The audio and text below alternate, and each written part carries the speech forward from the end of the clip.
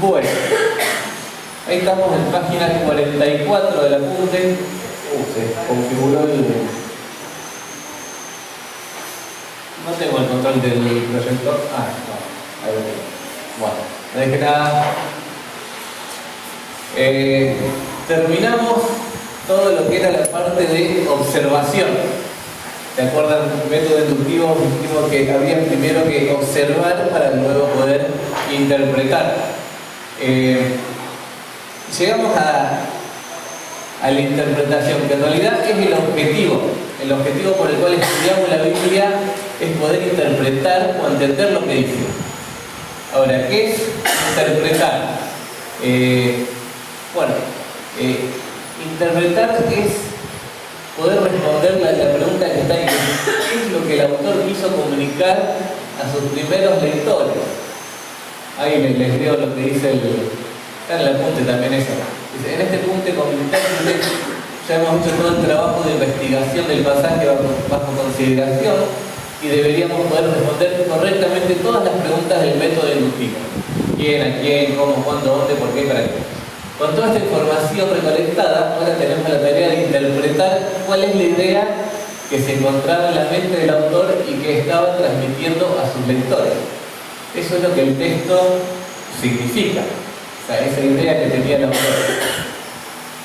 Ya habíamos hablado del principio de la clase de lo que es el significado. ¿A qué es lo que estamos buscando cuando buscamos el significado de un texto? La definición que da el diccionario de esta palabrita significado, o para hacerlo redundante, el significado de significado sería idea o concepto que representan o evocan los elementos lingüísticos como las palabras, expresiones o textos. Por ejemplo, la palabra lápiz está describiendo, o lapicera en este caso tengo una acá, ¿cuál es el significado? Bueno, está describiendo este objeto que tengo, la lapicera. Una palabra tiene un significado, un texto puede tener un significado, por ejemplo, un refrán que decimos, de tal palo tal astilla. Es un refrán con un significado, ¿no? Una frase tiene un significado, significa algo. Es la idea o concepto que representa ese texto, ese escrito, ya sea que esté escrito o que sea dicho. El significado de cualquier pasaje es único y universal. O sea, cuando algo está escrito significa lo mismo acá que lo que significa en la China. O sea, no cambia el significado de un pasaje escrito, es único. Un texto solo va a significar lo que significó para los lectores originales que lo recibieron. Está determinado por la idea original que tenía en mente el autor y que transmitió a los destinatarios. ¿Se acuerdan? Empezamos la clase con este dibujito, hablando de la comunicación.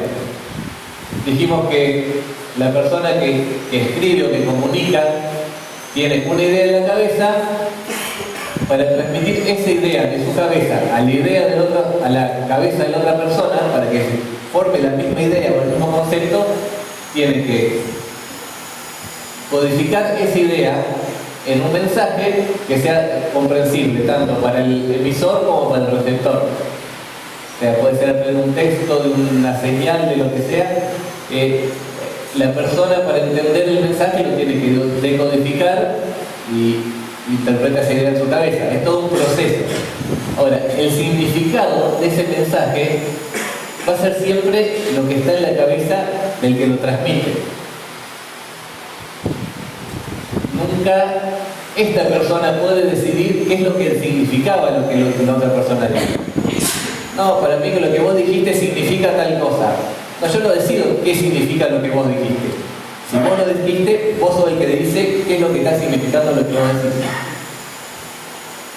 Ahora, muchas veces, cuando vamos al texto bíblico, no tenemos toda esa parte de la ecuación en cuenta. Lo que hacemos es, leemos el texto, decimos, bueno, este texto tiene que significar algo. A ver, ¿qué idea puedo sacar yo del texto? ¿Qué puedo aprender yo del texto y qué puede significar para mí? No, nunca se hicieron esa pregunta. Bueno, leo un texto, bueno, a ver qué significa para mí este texto. Ahora, la pregunta no está del todo bien formulada, porque el significado del texto no tiene que ver con lo que significa para mí, el significado del texto tiene que ver con lo que significaba para el que lo escribió, porque él estaba transmitiendo una idea que yo tengo que entender. Vamos a hacer un ejercicio. La mejor forma de entender todo esto es ir a la práctica. Y vamos a dejar un poco Filipenses de lado, ya está muy quemado Filipenses. Vamos a analizar y vamos a interpretar una historia cortita que está ahí en Juan, capítulo 2, versículo 1 al 2. La famosa historia de las bodas de Caná de Galilea. ¿Lo tienen? Por lo general le pediría a alguien que lo lea, pero con mucho ruido de ventiladores, que lo leo yo que tengo micrófono. Dice así. Antes que lo lea, vayan mirando el texto y pensando, vamos a interpretarlo a la forma, no sé si llamarla tradicional o la forma fácil. No vamos a hacer todo el trabajo de investigación, trasfondo, contexto, simplemente vamos a leer el texto y vamos a sacar aplicaciones prácticas. Vamos a hacer eso, como lo que haría alguien por ahí en un devocional. Leemos el texto y sacamos puntualmente cositas prácticas que podamos aprender de acá. A ver qué sale. Te los leo. Al tercer día se hicieron unas bodas en Caná de Galilea y estaba allí la madre de Jesús. Y fueron también invitados a las bodas Jesús y sus discípulos.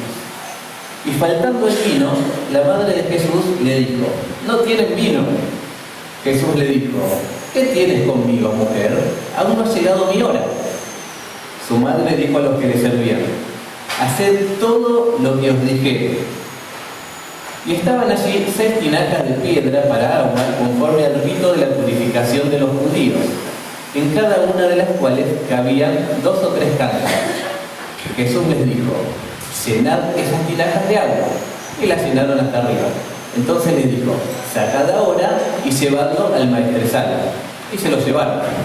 Cuando el maestresala probó el agua hecha vino, sin saber él de dónde era, aunque lo sabían los sirvientes que habían sacado el agua, llamó al esposo y le dijo: todo hombre sirve primero el buen vino, y cuando ya han bebido mucho, entonces el inferior. Mas tú has reservado el buen vino hasta ahora. Este principio de señales hizo Jesús en Caná de Galilea, y manifestó su gloria, y sus discípulos crecieron en él. Después de esto, descendieron a Capernaum él, su madre, sus hermanos y sus discípulos, y estuvieron allí no muchos días. Historia conocida, la leímos muchas veces, la mayoría de nosotros. Ahora, así, ponerle que llegamos al pasaje, no tenemos tiempo de estudiarlo, de profundizar y queremos sacar lecciones prácticas de acá. ¿Qué podríamos sacar? Acá escuché varias por ahí, ya a esta altura de la vida. Tiren. Después les voy a decir que está mal, pero no importa, sean muy lindos. No, por ahí no sé. A ver. Un milagro. ¿Y alguna lección práctica de eso? O sea, ¿qué enseñanza me deja? Ahí María recalca que no vayan a ella, que vayan al maestro. María dice que, pero no escuché. Ahí María recalca y que le pregunten a Jesús, como diciendo que ella no puede hacer nada, hagan lo que él, Hagan todo lo que él dice. Yo he escuchado varias aplicaciones prácticas de ese versículo. Hagan todo lo que él dice. Una lección práctica, bueno, hay que hacer todo lo que él dice. Es el consejo que dio María y es algo válido, ¿no? Hay que hacer todo lo que Jesús dice. Es una lección que podríamos sacar. Otra. Hay muchas. ¿No? Cuando le dice aún no ha venido tu hora, digo yo, no sé. Aún no era la hora de empezar a explicar, bueno, pero igual empezó. Así que no sé si se refería a eso. Otra, yo me puse a buscar así por diversión, varias. Por ejemplo, las anoté todas. Buscar a Jesús cuando nos encontramos necesidades. ¿Qué hizo María cuando vio que no había vino? Fue y buscó a Jesús. No buscó ni al maestresala, ni al novio, ni a la novia. Fue directamente al que podía solucionar el problema. Obedecer a Jesús en cuestiones de eso, le escuché más de una vez. Hacer todo lo que Él nos dice. Es una enseñanza que se puede sacar. Jesús puede transformar una vida sin sabor. Esa la puse porque lo vi en una publicación de YouTube. Daban todo el texto de la parábola y daban toda una explicación de cómo a veces nuestras vidas se vuelven insípidas como el agua, y Jesús, que pudo transformar el agua en vino, puede transformar tu vida sin sentido y sin sabor en algo delicioso y que alegra a la gente. Y bueno, ponele. Jesús hace todo bien, el versículo 10 que hizo el vino, hizo no cualquier vino, hizo un buen vino. Muchas veces llegamos a los textos bíblicos, sobre todo las historias bíblicas, y las estudiamos de esta forma. Vemos ejemplos que nos sirven de lecciones por ahí prácticas que yo también puedo hacer, y de bueno, estas son las enseñanzas que me dejan. Ahora, uno llega a esas conclusiones porque no va el texto con las preguntas por ahí correctas. Uno no va al texto preguntándose qué quería comunicar, en este caso Juan. Uno va al texto preguntando qué lección puedo sacar yo del texto. Ahora, lo que Juan tenía en mente al escribir no es solo importante, es fundamental. Porque esa idea que él tenía, que quiso comunicar a través de esta historia, eso es lo que el texto va a significar. Eso es la interpretación correcta del texto, es poder saber qué se proponía Juan con esta historia cuando la escribió. Y para eso no queda otra que sí hacer todo el trabajo de investigación. Lo vamos a hacer rapidito. Es más, ya lo tengo medio hecho, pero vamos a ver un poco así por arriba, no lo vamos a estudiar en profundidad, pero por ejemplo, los distintos contextos. A ver, contexto cultural. Acá hay cuestiones culturales que son distintas a nuestra época que tendríamos que entender. ¿Cuál podría ser algo cultural que no es lo mismo en nuestra época que en aquel entonces, que está en el pasaje? La boda. Obviamente. Las bodas de ahora ahora no son como las de antes. Yo les he dicho que no es como las de antes eran bodas, pero bodas. Una semana duraban las bodas. Hay varias cuestiones culturales. ¿Cuánto duraba una fiesta de bodas? Es un dato que nos ayuda a entender la historia. No es que se quedaron sin vino por negligente, viste, a veces hacer una fiesta y podés calcular. Para una comida, bueno, cuánto va a comer, cuánta gente va a ver. Para calcular por una fiesta de 7 días. Y más que nada el tema de bebida, porque comida sabés cuántas porciones comen. Para la bebida, depende incluso del clima. Si hace frío toman menos, si hace calor toman más. Imagínate que le tocó al pobre hombre todos los días 40 grados a la sombra, y sí, imposible calcular la bebida. Y le faltó al final de la fiesta. Era algo totalmente comprensible. Se menciona que había tinajas de agua. ¿Saben para qué eran las tinajas? Dice el rito de la purificación, tenía que ver con lavamiento. O imagínate, no se comía con cuchillo y tenedor. No son los que saben que son. Bueno, los de allá, por lo general se come con la mano. Se agarra la porción de comida o el pan, lo mojás en alguna salsa, vas comiendo, te ensucias. no había servilleta. Ahora tener el rollo de papel de cocina, vas limpiando y seguís comiendo. No tenía ni papel de cocina ni tanto trapo para usar servilleta para la fiesta. Lo más práctico era lavarse seguido las manos.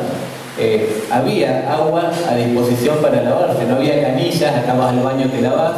Allá tenía que haber recipientes con agua para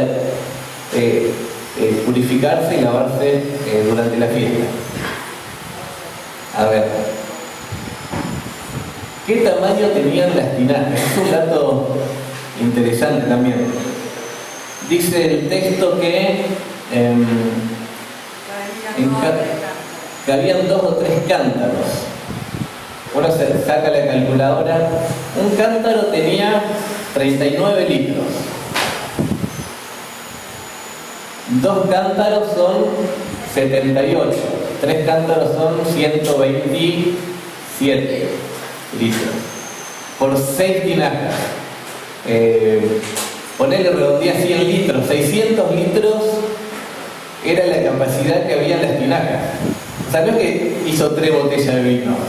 Hizo 600 litros de vino. O sea, el tamaño importa en este caso. Aparece un maestresala. ¿Qué función cumplía un maestresala? Bueno, uno lo puede investigar también. Era, por lo general, un amigo del esposo. ¿Qué tipo? Hola, acá. Tipo, no sé, damo de honor, se podría decir. Alguien que se encargaba de la fiesta, de organizar, de los invitados. Coordinador. El coordinador de la fiesta. Entre todas las funciones que hacía el tipo probaba todo lo que se servía. No se servía nada sin que lo pruebe el maestresala. Por eso se lo llevaron a él, al supervisor, digamos, para chequear que esté bien. Bueno, tener toda esta información cultural, se podría buscar más, pero la más importante, hace que cuando uno lea la historia, le entienda un poco más como lo entendieron los que leyeron Juan hace 2000 años. Y hay un montón de detalles que te perdés. Contexto histórico. ¿Quién escribe? Juan, obvio. ¿Quién es Juan? Discípulo apóstol de Jesús, el discípulo amado. El último era apóstol vivo al momento de escribir. ¿A quién escribe? A nadie en particular. El Evangelio es una carta circular a las iglesias, sobre todo en la región de Asia. ¿Quién? ¿A quién? ¿Cómo? Bueno, una carta, en este caso es una narrativa histórica. Cuando veamos hermenéutica especial de acá un par de meses, el cómo está escrito el libro van a ver que es importante. Si es poesía, si es narrativa, si es epístola, si es profecía. ¿Cuándo? El cuándo es importante. ¿Saben cuándo se escribió el Evangelio de Juan?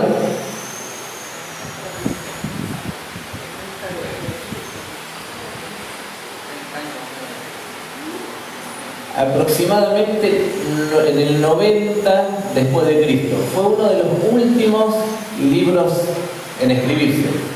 Es contemporáneo a las epístolas de Juan y se calcula muy poquito antes de Apocalipsis también. Ya estaba todo el Nuevo Testamento escrito casi cuando se escribió Juan. La fecha es importante también porque nos da el contexto en el cual vivían las iglesias. Bueno, la estudiamos el mismo contexto de las epístolas de Juan. ¿Se acuerdan que hablamos mucho de los gnósticos? Personas que negaban la deidad de Cristo, que decían que Jesús no era realmente un Dios o que era alguna especie de Dios degradado, inferior a Dios Padre, pero no creían que Jesús era realmente Jehová, que era Dios. Negaban su deidad, entre otras muchas herejías. Todo eso pasaba alrededor de las iglesias cuando Juan les escribe. ¿Dónde se escribió? Desde Éfeso, aunque no influye mucho en el contenido de la carta. ¿Por qué escribe? Y uno puede llegar a varias conclusiones.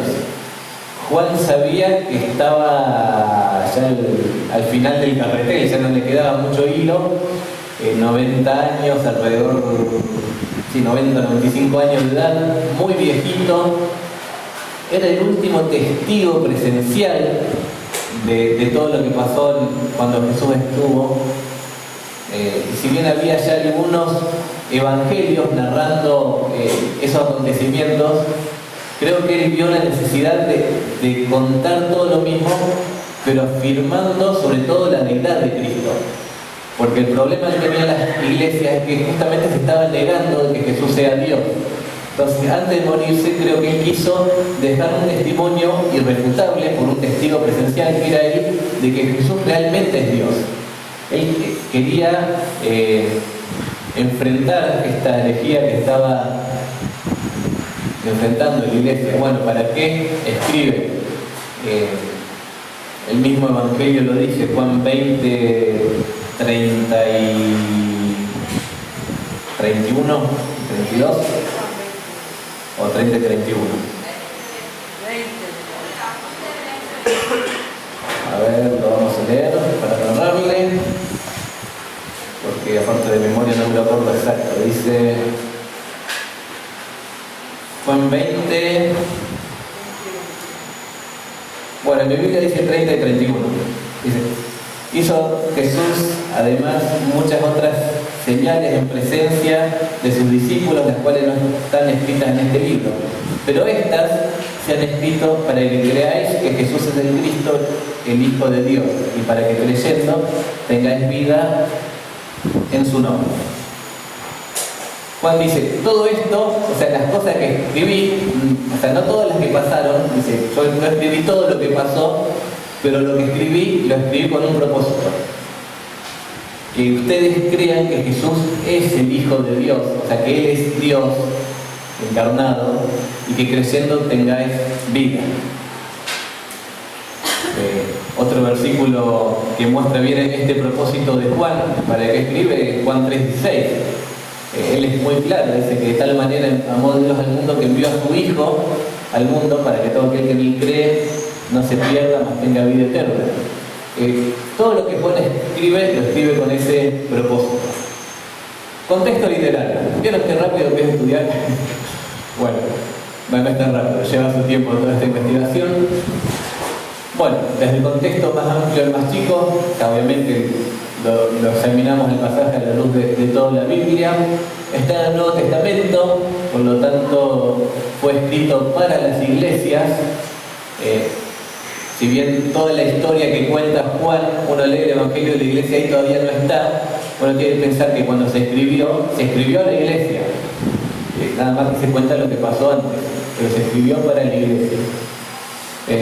El libro, bueno, el tema es la divinidad de Cristo, Cristo es Dios.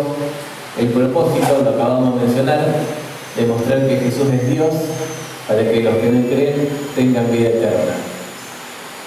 Contexto cercano, nos vamos arrimando. Si se fijan, ahora sí vamos a ir a nuestras Biblias, la historia comienza diciendo, al tercer día se hicieron unas bodas en Caná de Galilea. Nos da un contexto de tiempo, nos dice que 3 días después pasó esto. Ahora, ¿qué había pasado 3 días antes? Hay que considerar eso para poder entender bien la historia. Bueno, pero 3 días antes que invitaran a Jesús a la fiesta.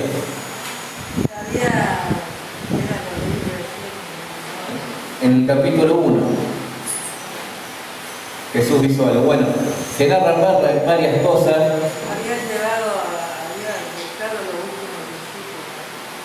Había estado reclutando discípulos, exactamente.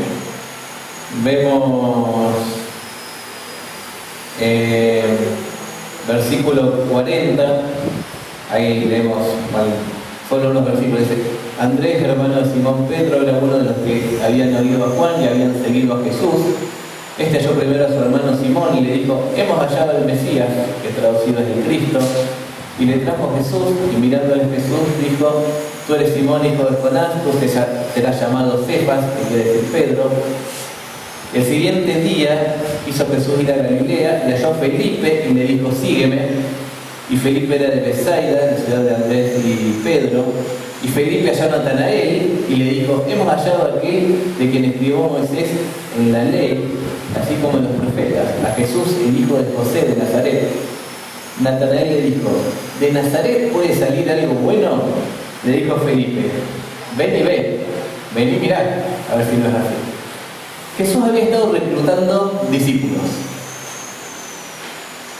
Acá dice que los discípulos estaban casi seguros que él podía ser el Cristo, y con eso lo aseguraron. Claro, o sea, lo habían empezado a seguir y con cierto recelo. Fíjate en el comentario de Natanael, dicen: pero de Nazaret va a salir algo bueno, o sea, este de Nazaret no puede ser. Pero lo empiezan a seguir.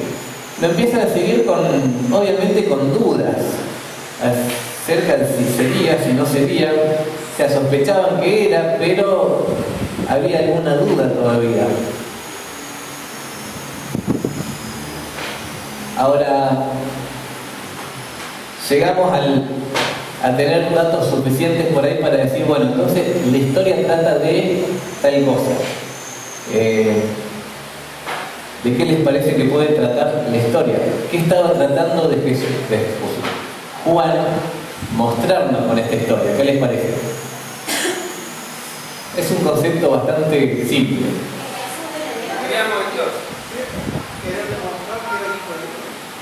Demostrar que Jesús era Dios.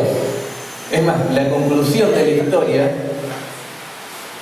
dice el versículo 11, 2:11: este principio de señales hizo Jesús en Caná de Galilea y manifestó su gloria, y sus discípulos creyeron en él.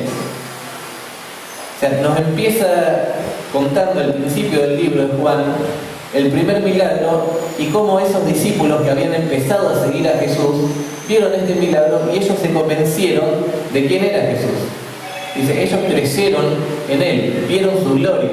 Al hablar de gloria están diciendo: vieron que era Dios, vieron su poder. Ahora, para ver su gloria es que nos da todos los detalles anteriores. No dice simplemente: Jesús hizo un milagro y convirtió agua en vino. Nos da detalles que hablan de la magnitud del milagro. O sea, eran 600 litros de vino, era el vino de mejor calidad, y todo eso lo hizo porque porque tenía la gloria de Dios, el poder de Dios, y no lo demostró con cosas chiquitas, sino con cosas impresionantes. Entonces todos los detalles es para resaltar este tema de que los discípulos pudieron ver su gloria, pudieron ver quién realmente él era, y entonces creyeron en él. Ese es el propósito de la historia, y ese es el significado de la historia. Yo quiero interpretar qué me enseña esta historia. No me enseña a obedecer sin cuestionar, no me enseña a que Jesús puede transformar una vida desastrosa en una vida sabrosa, no. Me enseña lo que Juan me quiso enseñar. Juan me quiso enseñar que Jesús es Dios, que Jesús tiene el poder de Dios, la gloria de Dios.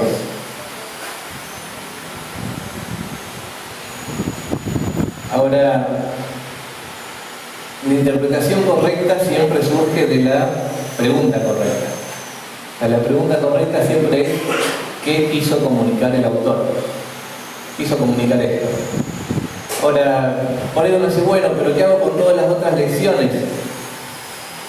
No sé. Lo que... ¿Qué fue eso? Apoyó el termo arriba de la consola. Bueno. Ya me distrajo. O sea, lo que sé es que el propósito de Juan, lo que él quiso comunicar, es el propósito de Dios. Y la aplicación, el significado que Dios le da a la historia es mucho más importante que cualquier otro que a mí se me pueda ocurrir. Porque Él lo puso para eso, para que yo crea que Él es Dios. Y no es algo chiquito ni irrelevante, incluso para nosotros que ya creímos en Dios. Porque decimos creer en Dios, pero apenas vienen los problemas, apenas no llegamos a fin de mes, apenas me enfermo, apenas un familiar está internado, esa fe se debilita muchas veces. Digo, ¿dónde está Dios? Bueno, Dios no deja de ser Dios. Jesús es Dios. Él tuvo poder para transformar el agua en vino, para hacer un montón más de milagros que cuenta Juan. Él tiene poder para intervenir en cualquier momento. Él es Dios. Este texto tiene que fortalecer mi fe, ayudarme a creer más en Él. Para eso lo escribió Juan y para eso está ahí. Bueno, básicamente interpretar es eso. Es poder, bueno, no sé por qué me saqué todo esto, poder contestar a toda esta pregunta. ¿Por qué escribió Juan esta historia? ¿Se entendió? ¿Muy complicado? No. ¿Alguna pregunta? Sí. Si uno le diera otro tipo de interpretación, sería incorrecto, ¿no? O sea, si uno quisiera sacar otra cosa. O sea, es peligroso. O sea, podés. Primero, o sea, la intención de Juan al escribirla fue una, no fue otra. Si le das una. ¿Qué? Si uno podría llegar a darle una interpretación distinta al texto, o sea, puede pasar en textos que no se sabe bien el significado, que son por ahí complicados. O sea, este es un texto sencillo. Hay textos que sí, personas le dan distintas interpretaciones, pero no porque no intenten buscar lo que el autor quiso decir, sino porque no se ponen de acuerdo en realidad en qué estaba diciendo el autor. Estos controversiales en la Biblia, que hablan en cuanto a la elección y cosas. Textos sencillos, y que la mayoría de textos del Nuevo Testamento sencillo, se puede llegar a entender cuál era el propósito. Si yo doy un propósito alternativo, podría llegar a hacerlo en cosas que la misma historia me cuenta, o ejemplos que la historia me cuenta, pero sin dejar de lado la interpretación principal. O sea, Juan me está enseñando esto. Ahora, yo también veo en la historia que, por ejemplo, María buscó a Jesús cuando tenía problemas. ¿Y es un ejemplo digno de imitar? Sí. Por más que Juan no está haciendo énfasis en ese punto, yo puedo sacar un ejemplo en María, pero la historia no trata de eso. O sea, yo puedo sacar una aplicación secundaria, por así decirlo.